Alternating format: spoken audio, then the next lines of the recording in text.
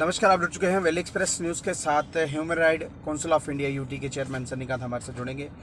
जिस तरह से जम्मू कश्मीर में देखिए आए दिन जो है ह्यूमन राइट वायलेशन हो रही है। पीएचई वर्कर्स को मारा गया, पीटा गया। अकाउंट असिस्टेंट पिछले 21 दिनों से सड़कों पर बैठे हैं। एनएचएम जो है वो अपने आप को यानी कि आत्मदाह करने की धमकी दे रहा है क्योंकि नौकरी नहीं मिल रही। सनी जी, कल जो है पीएचई वालों को बर्बरता से पीटा गया, ह्यूमन राइट वायलेशन हो रही है। लेकिन ह्यूमन राइट कमीशन यानी कि human right council of India UT, आप चेयरमैन हैं, आप किस तरह से इस चीज़ को देखते हैं और किस तरह से इस वायलेशन को कंट्रोल करने की कोशिश करें? देखिए, जो हमारे डेली वेजेस के साथ परसों जो वाकया हुआ है, वो बेचारे 20-25 साल से अपने डिमांड को पूरा करने के लिए अपने एडमिनिस्ट्रेशन, एलजी डिपार्टमेंट, सीएम या मंत्रीगण जिनके नीचे वो काम भी करते हैं, उनके आगे अपनी गुहार लगाने के लिए काफ़ी देर से प्रदर्शन कर रहे हैं। यहाँ पे यूटी भी बन गई, यहाँ पे एडमिनिस्ट्रेशन भी, एलजी आ गया, यहाँ पे सरकारें भी बनी थी, लेकिन उन बेचारों का मसला हल नहीं हुआ। आज तक 20-20, 25-25 साल से कई लोगों ने तो जाने भी गंवाई हैं। मुझे बताइए, जब वो डिमांड करने आएंगे तो आपके अधिकारियों के दफ्तर के बाहर या आपके सेक्रेटरीट के बाहर तो कहाँ जाएंगे? कौन सी उनके जो छोटे मुलाजम जो सुन के उनकी जो परमानेंट करेगा? लेकिन जब वो आए तो उनके साथ इस तरीके का व्यवहार जो है, लातों से मारा गया, थप्पड़ों से मारा गया, ये हमें बहुत अफसोसजनक बात है। बड़ी ही एक दुखद चीज़ है, हम इनको मानते हैं। कोई दुखद मतलब कि दिल को मतलब एक रोने वाली, मतलब आंखों से आंसू आने वाली बात है कि एक बुजुर्ग वो भी रो रहा था, मुझे मारा मुझे मारा। ये किस चीज़ की, आप मुझे बताइए। जम्मू कश्मीर वालों, जो जम्मू कश्मीर के अंदर एडमिनिस्ट्रेशन के अंदर बैठे हैं, शर्म करो कि आप जम्मू कश्मीर की जनता, जम्मू कश्मीर की पब्लिक के साथ इस तरीके का व्यवहार कर रहे हो। क्या वो इंसान नहीं? वही लोग आपके घरों में बिजली पहुंचाते हैं, पानी पहुंचाते हैं, घरों के आपकी वो जो है खंभों पर चढ़ के अपनी जान भी गंवाते हैं आपके घरों की सेफ्टी के लिए, तो आप उनको मारते हो। ये क्या हो गया कि जम्मू कश्मीर के अंदर ह्यूमन राइट वायलेशन इतनी बढ़ चुकी है कि आपका जिसका मन करे वो मार दो। पुलिस डिपार्टमेंट, जिनका हम लोग बहुत ही आदर सत्कार से सम्मान करते हैं कि ये हमारी पब्लिक की रक्षा करने वाली चीज है, वो आज की डेट में हमें ही मारने का काम करती है, पब्लिक को मारने का काम करती है। तो मुझे बताइए कि पुलिस डिपार्टमेंट को कौन हक देता है, कौन आर्डर देता है कि ऐसे पब्लिक को पीटने का? तो पुलिस डिपार्टमेंट उनके सपोर्ट में आके बात करें कि हम नहीं मार सकते अपने यहाँ की ऐसी जनता को जो भोली बाली हो, शरीफ और बुजुर्ग हो, जो काफी देर से रोडों पे प्रदर्शन करे। क्या आपको मारना शोभा देता है? 70 महीने का जो वेजिस है वो मांगने के लिए सड़कों पर आए। चलिए सेक्रेटरीट के बाहर पहुंच गए, बजाय अंदर से कोई आकर उनको मिलता, उनको मारा पीटा किया। वही तो, अगर जो बड़ी बड़ी कुर्सियों में बैठे हैं तानाशाही करने के लिए, बाहर से कंपनियां बुलाई जा रही हैं हमारे, इनके एडमिनिस्ट्रेशन जो बीजेपी की जो दिल्ली से जो पूरी की बिहार से यूपी से जो लाई है, वो पूरी एडमिनिस्ट्रेशन जो है अपने लोगों को यहाँ पे बढ़ावा देने के लिए यहाँ पे बैठी हुई है। लेकिन जम्मू कश्मीर की जनता को कुत्तों की तरह रोड पे इन्होंने डाल दिया है। और यहीं के जो आला अधिकारी हैं, जो अफसरान हैं या डिपार्टमेंट है, उनके थ्रू उनके साथ अत्याचार किया जा रहा है। मुझे बताइए, अगर आप लोगों को जम्मू कश्मीर के पब्लिक के साथ प्यार होता, बीजेपी वालों को प्यार होता, तो आज उनको रोडों पे नहीं छोड़ते, आप उनकी जगह उठ के सेंटर में जाके इनकी डिमांड पूरी करते। एक पीएमओ हमारे जम्मू कश्मीर का जब वहां बैठा होता प्रधानमंत्री के साथ, तब वहां पे उसको फोटो खिंचवाने से फुर्सत नहीं मिलती, तब हमारे जम्मू कश्मीर की आवाज कौन उठाएगा? कौन जम्मू कश्मीर की बात करेगा? हालांकि जम्मू कश्मीर एक रियासत नहीं, एक देश था, एक हरा भरा देश था जिसको महाराजा हरि सिंह ने बनाया था।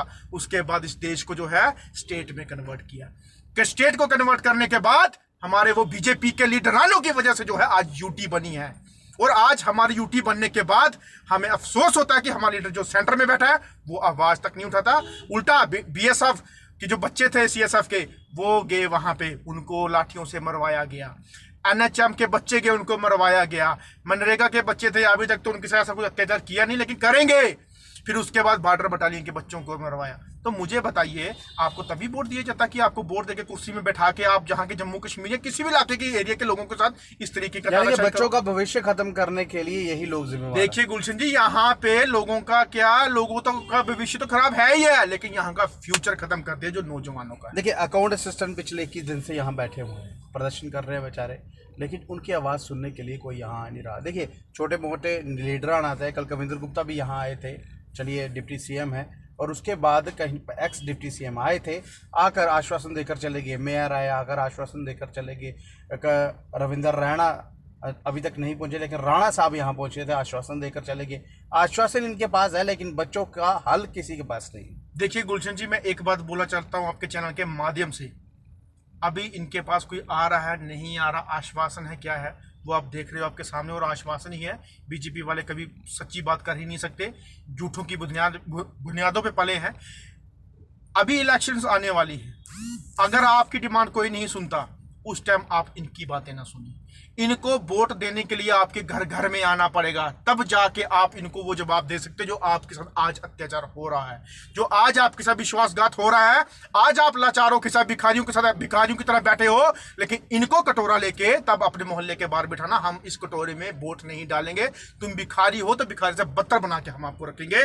ये बीजेपी की तानाशाही है। मुझे बताइए, एलजी एडमिनिस्ट्रेशन किसकी है? जो हमारे माननीय एलजी साहब हैं, बीजेपी के रेल मंत्री रहे हैं पहले, वो दिल्ली में सेंटर में सांसद रहे हैं एमपी बीजेपी के, तो आके एलजी जम्मू कश्मीर को उनका बार संभाला गया, वो किसका? बीजेपी का। तो सारा का सारा तानाशाही बीजेपी की है। ये एडमिनिस्ट्रेशन, ये पूरा का पूरा सेंटर की सरकार, यहाँ का संगठन, और रविंदर रैना जी, उनको नाचने से फुर्सत मिले तब जाके लोगों की उनकी परेशानियां हो।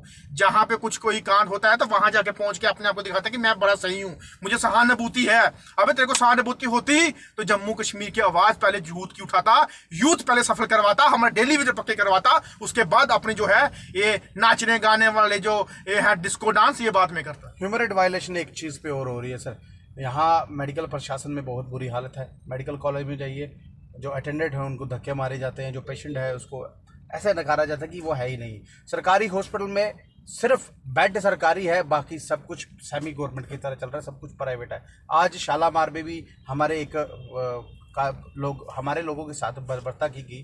देखिए, मेडिकल या शालामार हॉस्पिटलों में सभी की सभी जगह मीडिया को बैन कर दिया गया है, ताकि इनकी जो काली करतूतें हैं वो बाहर ना आ पाए। देखिए, शालामार हॉस्पिटल के बारे हमने पहले भी प्रोटेस्ट किया था इसी चीज़ को लेकर कि वहाँ की मेंटेनेंस, वहाँ का स्टाफ, वहाँ की वेंटिलेटर सिस्टम जो है बच्चों का, वो प्रॉपर ठीक नहीं था। तो फिर जाके कहीं उन्होंने थोड़ा सा उसको सुधारने की कोशिश की, लेकिन मुझे लगता है ह्यूमन राइट वायलेशन हर डिपार्टमेंट, हर एरिया, हर तरीके से जो है वो जम्मू कश्मीर में बड़े पैमाने पर हो रही है, जिसके चलते हम लोग जल्द ही जो है दिल्ली जाके ह्यूमन कमीशन ऑफ इंडिया के ऑफिस में जाके उनसे मुलाकात करूंगा, और यूएनओ को ऑफिस का ही मिले तो वहां पे जाके मैं उनसे बात करूंगा कि जम्मू कश्मीर को जो है आपकी बहुत सख्त जरूरत है, क्योंकि वहां पे मानव अधिकार का बहुत बड़ा सहयोग आपका चाहिए, क्योंकि बहुत बुरी हालत जम्मू कश्मीर के अंदर हो चुकी है।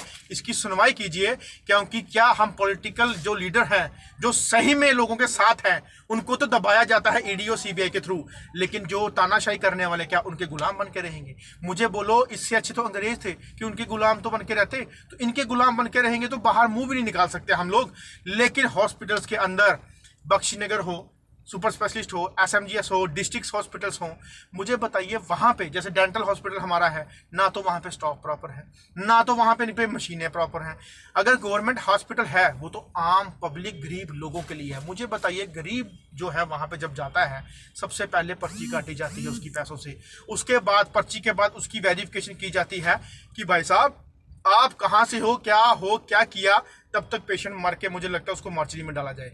सबसे पहले पेशेंट की वो हालत देखो, अगर वो क्रिटिकल है उसको संभालो, फॉर्म बाद में भरो, उसकी वेरिफिकेशन बाद में करो, पहले उस इंसान को बचाओ, तब वो अपनी वेरिफिकेशन कराने के लायक रहेगा। ये तो बोलते हैं हम अमेरिका की तरह सिस्टम, ये अमेरिका के बाथरूम के बराबर भी नहीं काम कर सकते। अमेरिका की बात छोड़ो आप। दूसरी बात मैं बोलता हूं कि अंदर मुझे बताइए, सीटी स्कैन पैसों से, एक्सरे पैसे से, अल्ट्रासाउंड पैसों से, दवाइयां बाहर से जो लानी पड़ती है वो पैसों से लानी पड़ती है। मुझे पता गवर्नमेंट हॉस्पिटल है किस चीज का? ये तो सेमी अपना प्राइवेट जो है वो है। बेड भी जनाब वो भी सिफारिशों से लेना पड़ता है, और वहां पे जो है व्यवहार इस तरीके से किया जाता है जैसे कोई हॉस्पिटल के अंदर ना चला जाए, कोई किसी, मुझे लगता है किसी बुचर खाने के अंदर या किसी। तो सनी जी 5,000, देखिए 5,000 से अगर ज्यादा का आपका ट्रीटमेंट हुआ तो आपको गवर्नमेंट हॉस्पिटल में भी टैक्स देना पड़ेगा। ये मोदी जी ने टैक्स पास कर दिया 5%। मैं कहता हूँ मोदी जी तो मुझे लगता है कि आने वाले दिनों में, और बीजेपी जो है वो सांस लेने में भी टैक्स लगाएगी, जल्दी लगाएगी। आप देखते रहो कि सांस की कमी हिंदुस्तान में होने वाली है और कहीं नहीं होगी। कोरोना हिंदुस्तान में सबसे ज्यादा है, बाहर किसी देश में है नहीं। कोरोना छुट्टियां काटने गया था, छुट्टियां काट के अब हिंदुस्तान में आ गया है, अब कोरोना बढ़ा रहे हैं। काफी मास्क पेंडिंग पड़े थे, काफी सैनिटाइजर पेंडिंग पड़े थे, काफी दवाइयां डोलो जिसका स्कैम निकला 1,000 करोड़ का, कि उन्होंने डिपार्टमेंट को ऐसा बोला था, वो भी इनका जो है पेंडिंग था। किस तरीके से लोगों को देंगे? इसी तरीके से लोगों को देंगे कोरोना ला के। इनके लिए कोरोना जो है वो आ चुका है, अब बस छुट्टियां काट के अब फ्री होके आ गया, अब 2-4 महीने यहाँ पे छुट्टियां काटेगा, फिर किसी और कंट्री में जाएगा। एक चीज पूछूंगा, ये पार्टी पावर में है और इनके ही पावर में होते हुए एक स्कैम निकल के आया तालिब हुसैन जो कि सरगना निकला, मिलिटेंट निकला, बिल्कुल इनके साथ जुड़ा था, लश्कर तोयबा का निकला, लेकिन उन सब खबरों को दबाने के लिए बच्चों को सड़कों पे भेज दिया, बच्चों को मारा पीटा गया। अब अकाउंट असिस्टेंट लगातार 21 दिन से बैठे हुए, ऐसा लग रहा है अपनी जो काली करतूत है उसको दबाने के लिए हमारे बच्चों का जो भविष्य है वो कहीं ना कहीं ये दाव पर लगा रहे हैं। देखिए गुलशन जी, अगर बीजेपी के अलावा किसी और पार्टी का ऐसा चीज निकली होती, इन्होंने सबसे पहले उसको बंद किया होता, और ईडी डिपार्टमेंट तो उसके घर घर में भेजी होती, उसके मोहल्ले मोहल्लों में भेजी होती, बाथरूम तक बंद करवा दिए होते। क्या आपको नहीं डर लगता ईडी या इनसे? डर लगे चोरों को, जो चोर है, मुझे क्यों डर लगेगा? मैंने कौन सा गवर्नमेंट का पैसा खाया, मैंने कौन सी गवर्नमेंट लूटी, मैंने कौन सा गरीब लोगों का पैसा खाया जो मुझे डर लगेगा? मुझे डर नहीं है। तभी मैं छाती ठोक के बोलता हूं कि बीजेपी हमारे जम्मू कश्मीर का सबसे बड़ा नुकसानदेही जो एरिया है वो उसको खराब करेगी, और बीजेपी पार्टी है ही नुकसानदेही। आज देख सकते हैं कि बीजेपी के अंदर अपने पार्टी के अंदर हमारे युवा, हमारे यूथ के फ्यूचर के अलावा वहां पे झंडे को तिरंगा झंडे को जो सेल लगाने की बात की जाती है, वहां पे जाके ये देखा जाता है कि किस तरीके से किसको मोल्ड किया जाए, किस तरीके में कहां पे कोई चीज की जाए, किसको अरेस्ट करवाया जाए, किसके साथ हमारे जो है वोट बटोरने की ज्यादा बात की जाए। लेकिन यूथ जो रोडों पे बैठा उसके साथ कोई बात नहीं करता। डेली वेजेस जो मारे खा रहे काफी देर से बुजुर्ग, उनके साथ कोई बात नहीं करता। हमारे बच्चे आज का, हमारे बच्चों का फ्यूचर जो है वो तबाह हो चुका है, रोडों पे इस तरह से बिखरा हुआ है, लेकिन उसको नहीं दिखता। इनको सिर्फ वोट चाहिए, कैसे चाहिए वो इनको भी ये अपने वही अंदर प्लान बनाते हैं, लेकिन ऐसी राजनीति हमें जम्मू कश्मीर में नहीं करनी।